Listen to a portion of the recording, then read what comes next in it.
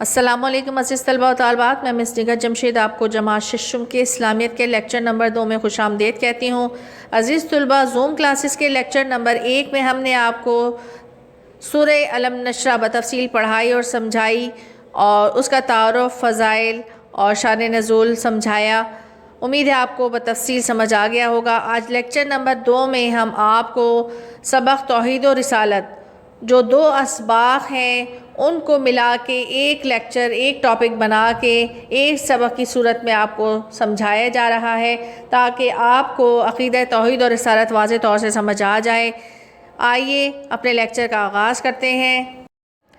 عزیز طلباء، عقیدہ توحید اور رسالت سمجھنے کے لیے ہمیں لفظ عقیدے کے بارے میں جاننا ہوگا کہ عقیدہ لفظ کے کیا معنی ہیں۔ عقیدہ لفظ عقد سے نکلا ہے، جس کے معنی ہیں باندھنا یا گرہ لگانا، جبکہ عقیدے کے معنی ہیں کسی بات پر بھروسہ یا ایمان رکھنا، یعنی کہ ہمارا عقیدہ ہے کہ اللہ وحدہ لا شریک ہے اور آپ صلی اللہ علیہ وآلہ وسلم نبی اور آخر الزماں ہے، یعنی کہ اللہ کے آخری نبی۔ عزیز طلباء، سبق کی شروعات میں 2 بچے شرک اور توحید پر نوٹ لکھنے کے لیے اپنے دادا جان کے پاس جاتے ہیں تو دادا جان کہتے ہیں کہ میں آپ کو عقیدہ توحید اور شرک سمجھانے کے لیے ایک چارٹ بنا کے دکھاتا ہوں تاکہ آپ کو بخوبی سمجھ آ جائے۔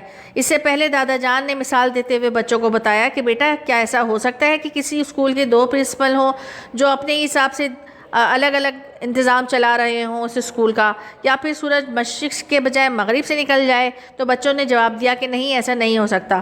تو دادا جان نے سمجھاتے ہوئے کہا کہ بیٹا، عقیدہ توحید اسلام کی بنیاد ہے، یعنی کہ اگر اس پر ہم ایمان نہیں لائیں گے تو کوئی بھی شخص دین اسلام میں داخل نہیں ہو سکتا۔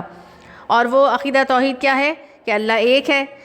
عقیدہ توحید کی ضد شرک ہے، توحید کی ضد شرک ہے۔ پیارے بچوں، شرک سب سے بڑا گناہ ہے۔ شرک کا مطلب ہے کہ اللہ کے ساتھ کسی کو شریک ٹھہرانا۔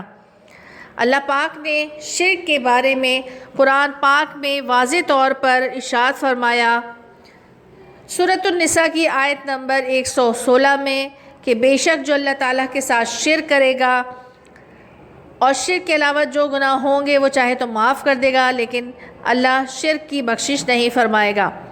یعنی کہ شرک ایک ایسا گناہ ہے جس کی معافی نہیں ہو سکتی۔ آئیے بچوں، اب ہم دیے گئے چارٹ کی مدد سے جو صفحہ نمبر 6 پر موجود ہے سمجھتے ہیں کہ توحید اور شرک جو ہے اس کا کیا مطلب ہے۔ توحید اور شرک کا الگ الگ چارٹ دیکھیے۔ سب سے پہلے ہم توحید اور شرک میں جو پہلا کالم ہے، اللہ کی ذات یعنی ذات کے بارے میں بات کرتے ہیں، یعنی یہ عقیدہ رکھنا کہ اللہ تعالیٰ ہمیشہ سے اور ہمیشہ رہے گا، وہ خود سے ہے، کسی نے اس کو نہیں بنایا، وہ کسی کا محتاج نہیں۔ اور اگر ہم کسی کے ساتھ شرک کرتے ہیں تو اللہ کے علاوہ کسی اور کو اس کے بارے میں یہ عقیدہ رکھتے ہیں کہ وہ ہمیشہ سے ہے یا خود ہے یا اس کو کسی نے نہیں بنایا۔ عبادت صرف اور صرف اللہ تعالیٰ کی عبادت کو ہمیں مقدم سمجھنا چاہیے، اللہ کو عبادت کے لائق سمجھنا چاہیے، اور اگر ہم اللہ کے علاوہ کسی اور کو عبادت کے لائق سمجھیں گے، جیسے ہندو بتوں کی پوجا کرتے ہیں، تو وہ شرک ہو جائے گا۔ اسی طرح صفات، خوبیاں، اللہ تعالیٰ کی تمام صفات اور خوبیاں اس کی ذاتی ہیں، اس کی اپنی ہیں، اسے کسی نے نہیں دی۔ اللہ جیسی صفات اور خوبیاں اللہ کے علاوہ کسی اور کے لیے اس کی ذاتی ماننا، یعنی یہ کنسیڈر کرنا، یہ خیال کرنا کہ یہ صفات اللہ کے علاوہ کسی اور کی بھی ہو سکتی ہیں، تو یہ شرک ہے۔ آئیے ہم آگے صفحہ نمبر 6 پر دیے گئے باقی رؤوف اور رحیم، اللہ پاک نے اپنے نام کی یہ صفات آپ صلی اللہ علیہ وآلہ وسلم کو بھی عطا کی۔ آئیے رؤوف اور رحیم اللہ پاک نے آپ صلی اللہ علیہ وسلم کو کیوں کہا، پڑھتے اور سمجھتے ہیں۔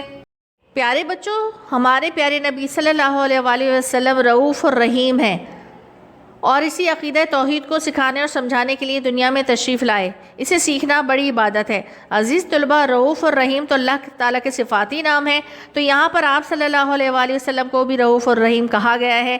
اس کا کیا مطلب ہے؟ تو پیارے بچوں، رؤوف اور رحیم بے شک اللہ تعالیٰ کی صفات ہیں، لیکن خود اللہ پاک نے سورہ توبہ کی آیت نمبر 128 میں آپ صلی اللہ علیہ وآلہ وسلم کو رؤوف اور رحیم فرمایا، اور فرمایا کہ یہ خوبیاں آپ صلی اللہ علیہ وآلہ وسلم کی ذاتی نہیں ہیں، یہ اللہ تعالیٰ کی عطا کردہ ہیں۔ اسی طرح اللہ تعالیٰ کی بعض صفات ایسی ہیں جو اللہ کے شائن ہیں اور وہ کسی دوسرے میں موجود نہیں ہیں، جیسے کہ احد ہونا یعنی ایک ہونا، خالق ہونا یعنی پیدا کرنے والا، الہ یعنی معبود، قدوس ہونا، پاک ہونا، رحم کرنے والا، اور یا حی یا قیوم کا مطلب ہے ہمیشہ رہنے والا۔ پیارے بچوں، آپ کو توحید کے معنی اچھی طریقے سے سمجھ آ گئے ہوں گے۔ آئیے ہم عقیدہ رسالت پڑھتے اور سمجھتے ہیں۔ عقیدہ رسالت۔ عزیز طلباء، عقیدہ رسالت سمجھنے کے لیے ہمیں یہ جاننا ضروری ہے کہ عقیدہ رسالت کے معنی کیا ہیں، یعنی رسالت پر ایمان رکھنا۔ اللہ تعالیٰ کی طرف سے لوگوں کو ہدایت کا پیغام لانے والے خاص بندے نبی اور رسول کہلاتے ہیں۔ رسول کے معنی ہے پیغام لانے والا، اور نبی کا مطلب ہے غیب کی خبریں دینے والا۔ چونکہ یہ اللہ تعالیٰ کے خاص بندے ہوتے ہیں، اللہ تعالیٰ کی ذات، صفات، جنت، دوزخ، فرشتے، قیامت اور حساب کتاب کے دن کی خبریں دیتے ہیں، جو کہ ہمارے لیے غیب یعنی پوشیدہ ہیں، اس لیے انہیں نبی کہا جاتا ہے۔ اللہ پاک نے قرآن پاک میں فرماتے ہوئے فرمایا، سورۃ المومنین کی آیت نمبر 115 میں، کیا تم نے یہ خیال کر لیا تھا کہ ہم نے تمہیں بیکار و بے مقصد پیدا کیا ہے؟ انسان کو اس کی زندگی کا مقصد بتانے کے لیے اللہ تعالیٰ نے رسالت کا عظیم الشان انتظام فرمایا اور تقریباً 1,24,000 پیغمبر سے زائد پیغمبر دنیا میں بھیجے۔ حضرت آدم علیہ السلام سے لے کر نبی آخر الزمان حضرت محمد مصطفیٰ صلی اللہ علیہ وآلہ وسلم تک یہ پیغمبر تشریف لائے، جو لوگوں کو ہدایت کا راستہ دکھاتے رہے، اور انہوں نے انسانوں کو ان کی تخلیق کا مقصد فرمایا۔ اللہ پاک سورۃ الزاریات کی آیت نمبر 56 میں فرماتے ہیں کہ میں نے جنات اور انسانوں کو صرف اس لیے پیدا کیا تاکہ وہ میری عبادت کر سکیں۔ اب یہاں پر یہ مقصد واضح ہو جاتا ہے کہ اللہ تعالیٰ نے انسان کی تخلیق کیوں فرمائی۔ اس لیے اللہ تعالیٰ نے توحید کے ساتھ ساتھ رسالت کو ماننا بھی اسلام کے لیے ضروری قرار دے دیا۔ رسالت کو ماننے کے ساتھ ساتھ یہ عقیدہ رکھنا کہ آپ صلی اللہ علیہ وآلہ وسلم پر نبوت کا خاتمہ ہو گیا، یعنی کہ آپ صلی اللہ علیہ وسلم کے بعد نہ کوئی نبی آیا تھا اور نہ آئے گا۔ یہ عقیدہ رکھنا ختم نبوت کہلاتا ہے، یعنی یہ عقیدہ اگر ہمارا عقیدہ پختہ ہوگا کہ نبی آخر الزمان حضرت محمد مصطفیٰ صلی اللہ علیہ وآلہ وسلم کے بعد کوئی نبی نہیں آئے گا، تو ہمارا عقیدہ ختم نبوت مضبوط ہے اور ہم کامل مسلمان ہیں۔ خود اللہ کے رسول صلی اللہ علیہ وآلہ وسلم نے ہمیں بتا دیا کہ بے شک میرے بعد کوئی نبی نہیں آئے گا۔ پیارے نبی صلی اللہ علیہ وآلہ وسلم نے ارشاد فرمایا، میری امت میں 30 چھوٹے ہوں گے، وہ سب یہ گمان کریں گے کہ وہ نبی ہیں، حالانکہ میں آخری نبی ہوں اور میرے بعد کوئی نبی نہیں آئے گا۔ قرآن پاک میں اللہ تعالیٰ فرماتے ہیں کہ محمد صلی اللہ علیہ وآلہ وسلم مردوں میں سے کسی کے باپ نہیں، لیکن وہ اللہ کے رسول اور آخری نبی ہیں۔ یہاں پر اللہ پاک فرماتے ہیں کہ آپ صلی اللہ علیہ وآلہ وسلم پر اللہ تعالیٰ نے قرآن پاک جیسی کتاب کو نازل کر کے دین کو مکمل کر دیا، تاکہ لوگ قیامت تک اس کتاب سے فیض حاصل کر سکیں، اور قرآن کی حفاظت کی ذمہ داری خود اللہ پاک نے قبول کر لی۔ اس لیے آپ صلی اللہ علیہ وآلہ وسلم کے بعد کسی نبی یا رسول بھیجنے کی ضرورت نہیں رہی، کیونکہ اللہ نے اپنے محبوب حضرت محمد مصطفیٰ صلی اللہ علیہ وآلہ وسلم کو خاتم الانبیاء یا خاتم النبیین بنا کر بھیجا۔ یعنی ہمارا اس بات پر عقیدہ ہونا کہ حضرت محمد مصطفیٰ صلی اللہ علیہ وآلہ وسلم نبی آخر الزمان ہیں، اور ان کے بعد کوئی نبی نہ ہی آئے گا۔ خود اللہ کے رسول نے ہمیں بتا دیا کہ بے شک میرے بعد کوئی نبی نہیں آئے گا، اور یہ بھی فرما دیا کہ میری امت میں 30 جھوٹے ہوں گے، وہ سب یہ گمان کریں گے کہ وہ نبی ہیں، جبکہ میں آخری نبی ہوں، میرے بعد کوئی نبی نہیں آئے گا۔ اس لیے عقیدہ ختم نبوت کی حفاظت کرنا ہمارا اولین فرض ہے۔ جنگ یمامہ کے موقع پر نبی کریم صلی اللہ علیہ وسلم کے وصال کے بعد ایک شخص مسلمہ کذاب شیطان کے فریب میں آ گیا تھا، اور اس نے نبوت کا جھوٹا دعویٰ کیا تھا۔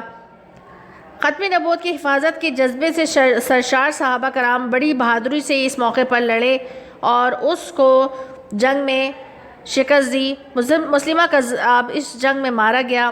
اس جنگ کو تاریخ اسلام میں جنگ یمامہ کہتے ہیں۔